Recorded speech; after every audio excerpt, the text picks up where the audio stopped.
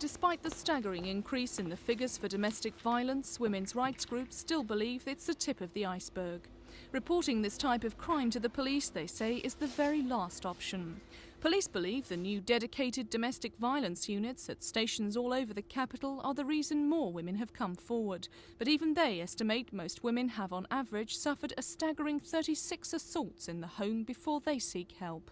The police have created domestic violence units throughout London now, providing good support, helping women when they are the victims of such crime, and they're coming forward in greater numbers, perhaps of their own volition, perhaps referred by social services or even the local solicitor.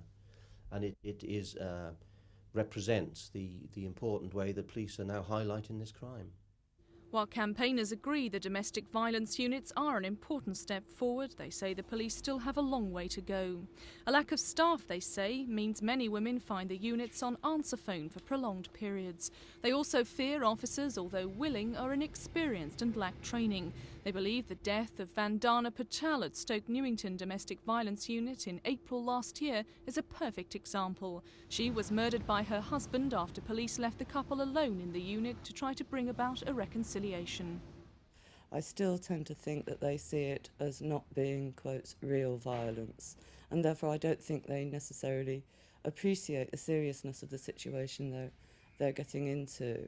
They wouldn't, for example, expect, say, a hostage taker to chat it out with the hostages in a police station happily by themselves, yet they somehow can expect a violent man to do that with a woman and everything will be fine. So I think there's a lot of naivety on their part, a failure to understand the true extent of the problem. Another crime police admit they're finding difficult to beat is snatch theft. Last year it rose by 36% despite a number of police initiatives.